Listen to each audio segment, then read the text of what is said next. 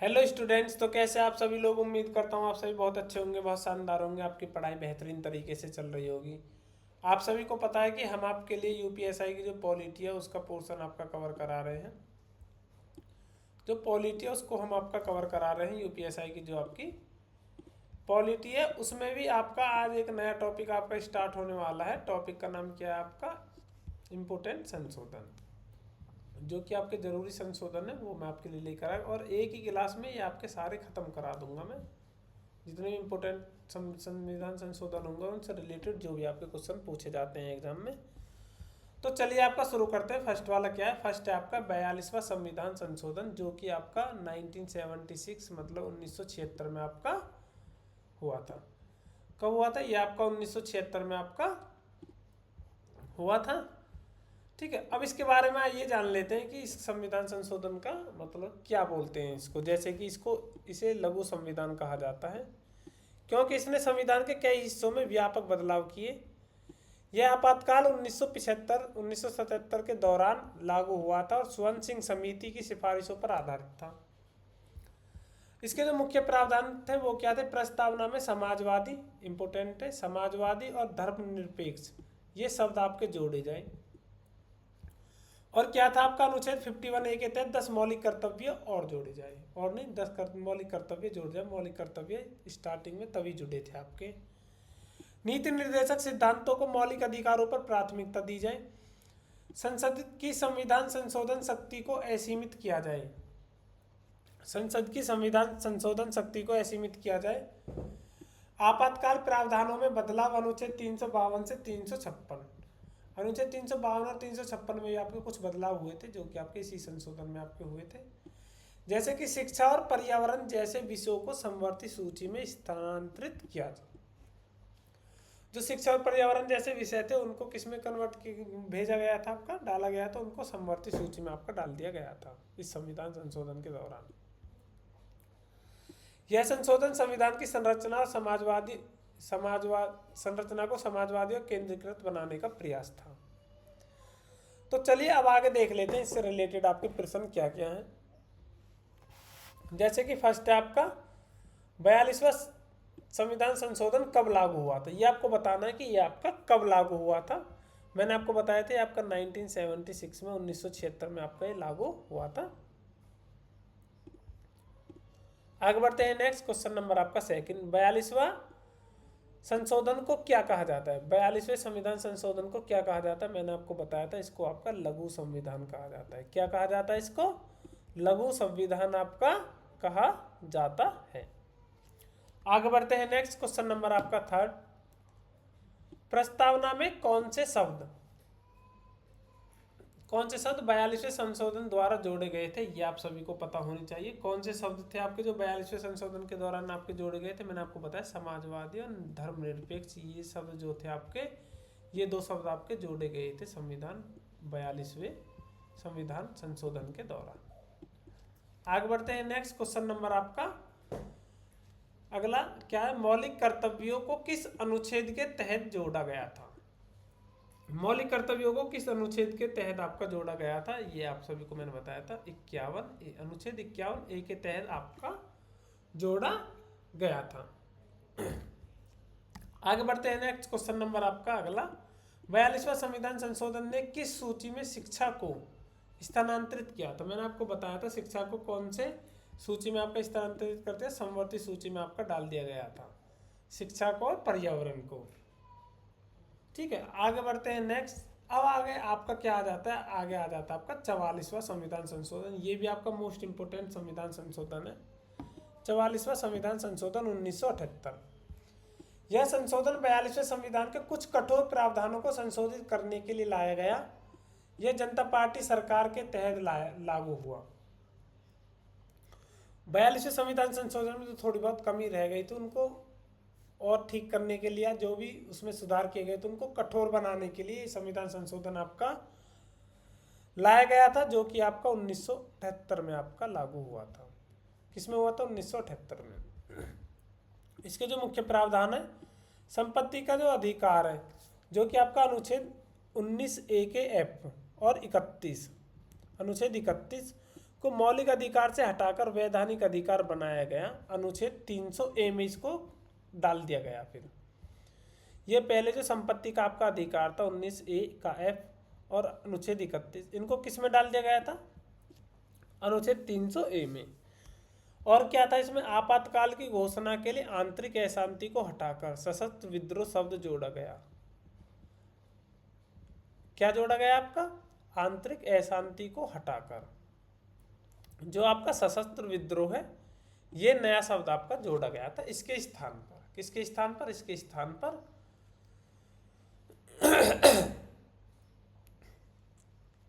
आगे क्या है आपका नेक्स्ट?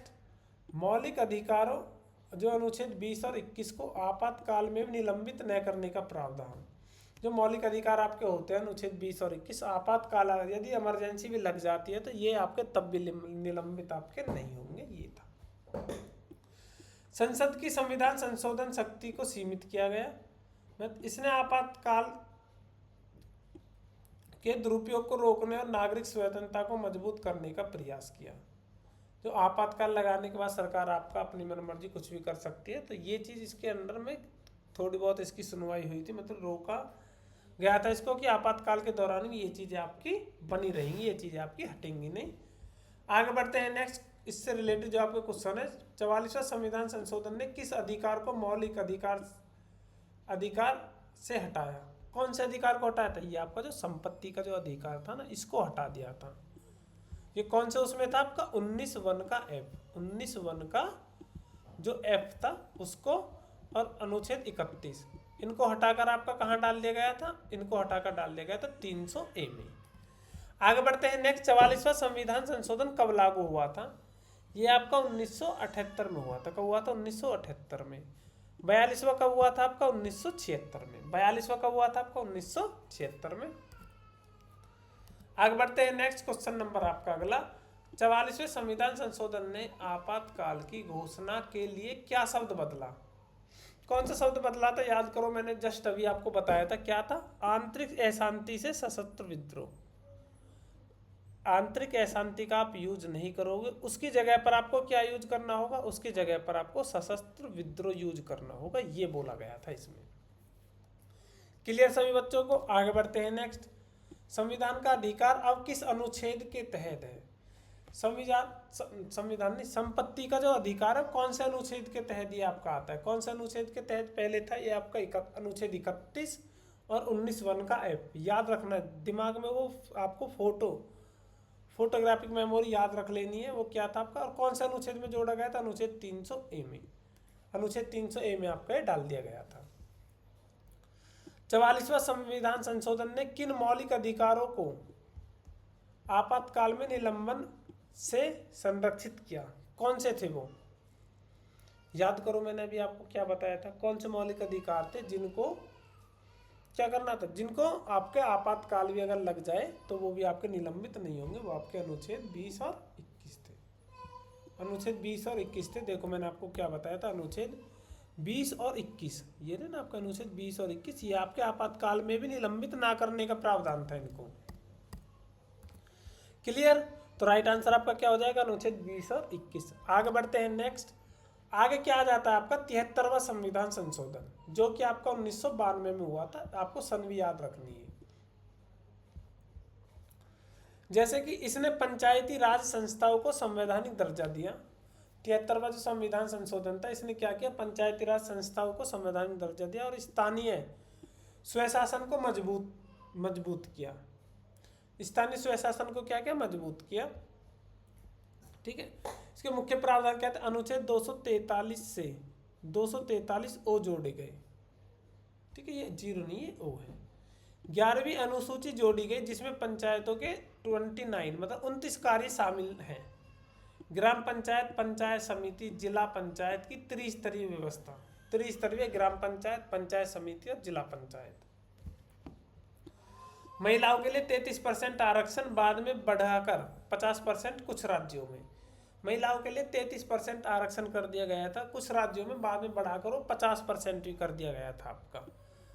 आगे हर 5 साल में पंचायत चुनाव और राज्य वित्त आयोग का गठन। हर 5 साल में ये आपका होना जरूरी था। इसका महत्व ग्रामीण क्षेत्रों में लोकतांत्रिक विकेंद्रीकरण को बढ़ावा। ठीक है, अब इससे रिलेटेड हम आपके क्वेश्चन देख लेते हैं, वो क्या है। 73वां संविधान संशोधन आपका कब लागू हुआ था? देखते ही आपको आंसर टिक करना है 1992 में। 1992 में 73वां संशोधन किससे संबंधित था? 73वां संविधान संशोधन आपका किससे संबंधित था? ये आपका पंचायती राज से संबंधित था। आगे बढ़ते हैं नेक्स्ट। 73वें संविधान संशोधन में कौन सी अनुसूची जोड़ी गई थी? आपकी जो 11वीं अनुसूची है वो आपके 73वें संविधान संशोधन में ही जोड़ी गई थी। आगे बढ़ते हैं नेक्स्ट क्वेश्चन नंबर आपका अगला। पंचायती राज में महिलाओं के लिए कितना आरक्षण है? पंचायती राज में महिलाओं के लिए कितना आरक्षण है? देखो इसमें क्या था आपका, पहले क्या बोला गया था? पहले आपके लिए बोला गया था कि वो आपका 33% रहेगा, लेकिन बाद में वो बढ़ाकर कितना कर दिया था? 50%। तो अगर ये क्वेश्चन आएगा तो आपको इसमें कितने परसेंटेज आपका लगाना है? ये आपको 33% ही लगाना है। वो आपका कुछ राज्यों में हुआ था, बस ये नहीं सर 50% होगा, वो आपका कुछ राज्यों में हुआ था। क्लियर? आगे बढ़ते हैं नेक्स्ट। अब आता आपका 74वां संविधान संशोधन, जो कि आपको 1992 में ही हुआ था ये भी। ठीक है, इसमें क्या था? नगर पालिकाओं को संवैधानिक दर्जा दिया, नगर पालिकाओं को संवैधानिक दर्जा दिया। उसमें पंचायती राज को संवैधानिक दर्जा दिया था। शहरी स्थानीय स्वशासन को मजबूत किया।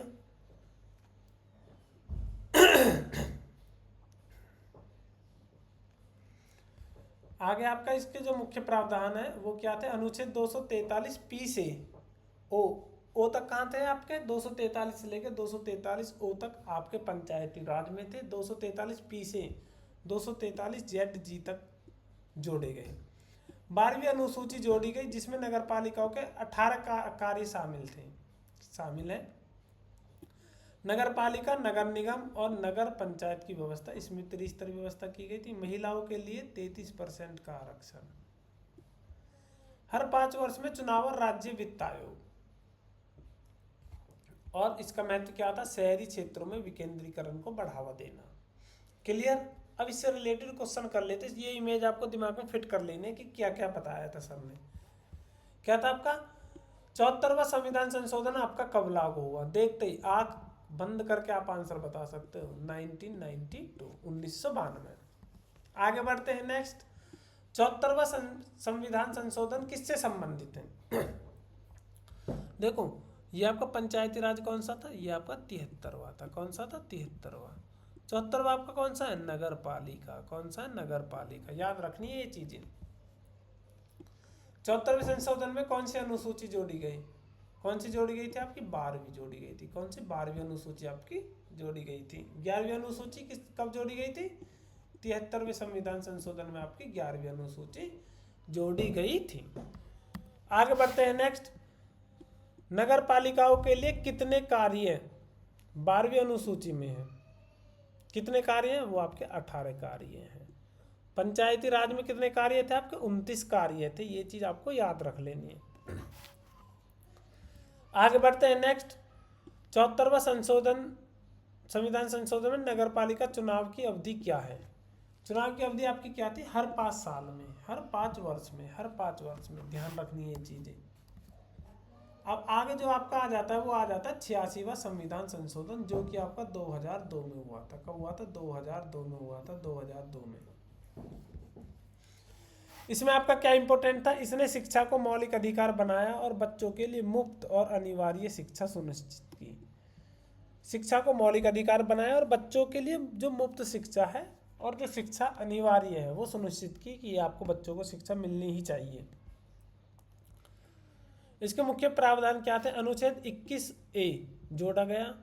21A में क्या था? 6 से जो 14 वर्ष के जो बच्चों के लिए मुफ्त और अनिवार्य शिक्षा थी, ये था आपका इसमें। संविधान 45 में संशोधन 0 से 6 मतलब कि 0 से जो 6 वर्ष के जो बच्चे के लिए प्रारंभिक शिक्षा और देखभाल।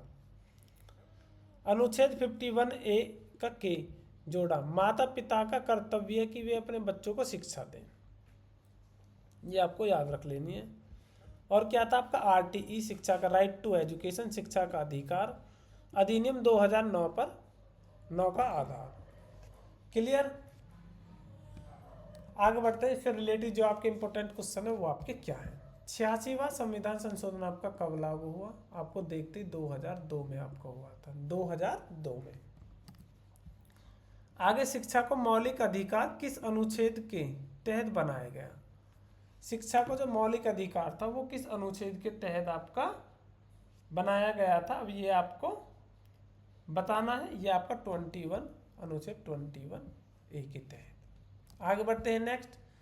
86वें संविधान संशोधन ने किस आयु वर्ग के लिए मुफ्त शिक्षा सुनिश्चित की? किस आयु वर्ग के लिए की थी? मैंने आपको बताया 6 से लेकर 14 साल के जो बच्चे उनको मुफ्त शिक्षा आपकी मिलनी अनिवार्य है। आगे बढ़ते हैं नेक्स्ट। 86वां संविधान संशोधन ने किस मौलिक कर्तव्य को जोड़ा? जो 86वां संशोधन है उसने किस मौलिक कर्तव्य को आपका जोड़ा गया है? ये आपको बता रहे हैं, बच्चों को जो शिक्षा देना है यही तो जोड़ा था उसमें, ये मौलिक कर्तव्य है। आगे नेक्स्ट क्वेश्चन। अनुच्छेद 45 में 86वें संविधान संशोधन ने क्या प्रावधान किया? अनुच्छेद 45 में 86वें संशोधन ने क्या प्रावधान किया? प्रारंभिक शिक्षा और देखभाल। क्या क्या था? प्रारंभिक शिक्षा और देखभाल। आगे बढ़ते हैं नेक्स्ट। आगे आ जाता है आपका 101वां संविधान संशोधन जो कि 2016 में आपका हुआ था। अगर 101 संविधान संशोधन आपके आ जाए पेपर में तो देखते ही याद है 101 हम क्या करते हैं? कन्यादान करते हैं। कन्यादान, जो जीएसटी आपको होता है ये समझो कि एक टाइप का कन्यादान होता है। गवर्नमेंट को कन्यादान कर दो।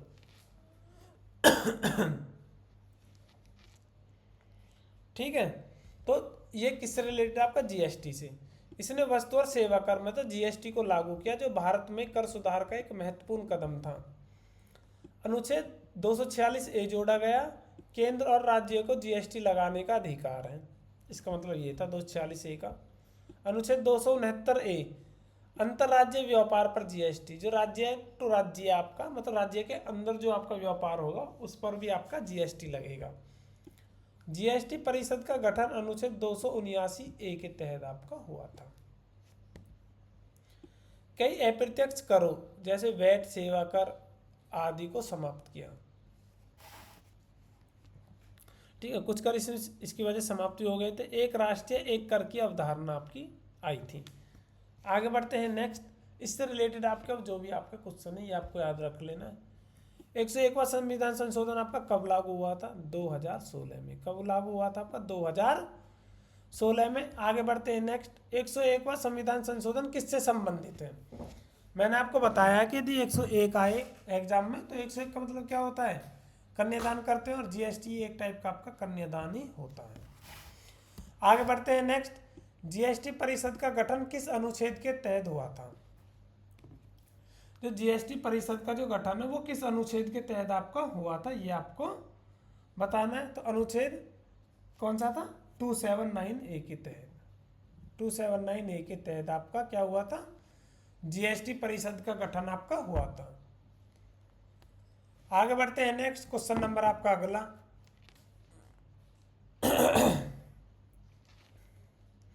क्या है? 101वें संशोधन ने कौन सा अनुच्छेद जोड़ा? 101वें संविधान संशोधन ने आपका कौन सा अनुच्छेद जोड़ा? वो था आपका 246A। इसमें क्या था आपका कि आपका केंद्र और राज्य दोनों को अधिकार है जीएसटी लेने का। आगे क्या था? जीएसटी ने किन करों को समाप्त किया? जीएसटी ने वैट और सेवा कर को समाप्त किया। वैट और सेवा कर को समाप्त किया। आगे बढ़ते हैं नेक्स्ट। 103वां संविधान संशोधन जो कि 2019 में आपका हुआ था। इसने आर्थिक रूप से कमजोर वर्ग ईडब्ल्यूएस के लिए 10% आरक्षण की व्यवस्था की। इसने आर्थिक रूप से ईडब्ल्यूएस के लिए था 10% आरक्षण की आपकी व्यवस्था की थी। अनुच्छेद 15 के 6 वाले भाग में 16 के 6 भाग में 6 वाले भाग जोड़े गए। 15 का 6 भाग और 16 का 6 भाग ये आपके जोड़े गए थे। सामान्य वर्ग के ईडब्ल्यूएस को शिक्षा और सरकारी नौकरियों में 10% आरक्षण क्या था? 10% आरक्षण आपका दिया जाएगा शिक्षा और सरकारी नौकरियों में। आय की सीमा और अन्य मानदंड संसद द्वारा निर्धारित। सामाजिक आर्थिक समानता को बढ़ावा देना। इस वजह से संविधान संशोधन आपका किया था।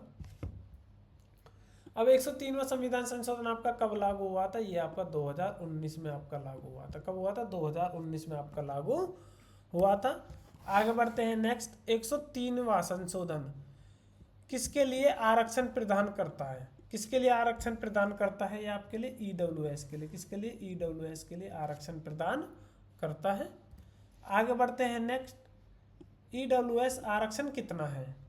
कितना आरक्षण है? ये आपका 10% का आरक्षण है। कितने परसेंट का आरक्षण है? ये आपका 10% का आरक्षण है ये आपका। क्लियर? आगे बढ़ते हैं नेक्स्ट। जो आपका क्वेश्चन है, 103वें संविधान संशोधन ने कौन सा अनुच्छेद जोड़ा? इसमें कौन सा अनुच्छेद आपका जोड़ा गया था? 15 का 6 और क्या था? 16, अनुच्छेद 16 का 6 पार्ट जोड़ा गया था। 15 का 6 और 16 का 6। आगे बढ़ते हैं नेक्स्ट। ईवीएस आरक्षण किस क्षेत्र में लागू है? ईवीएस का जो आरक्षण है किस क्षेत्र में आपका लागू है? केवल सरकारी नौकरी, केवल शिक्षा में नहीं, शिक्षा और सरकारी नौकरी दोनों में।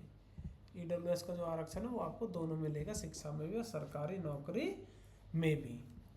ठीक है, तो इसी के साथ आपकी वीडियो कंप्लीट होती है। अगर वीडियो आपको अच्छी लगी है तो वीडियो को लाइक शेयर करना बिल्कुल भी ना भूलें। तो मिलते हैं अगली वीडियो में। और मुझे आप टॉपिक बता सकते हो कि सर आपको इस टॉपिक पे वीडियो बनानी है, तो उसी टॉपिक पे आपके लिए वीडियो लेकर आ जाऊँगा। तो मिलते हैं अगली वीडियो में। जब तक के लिए हमारे साथ जुड़े रहिए। धन्यवाद।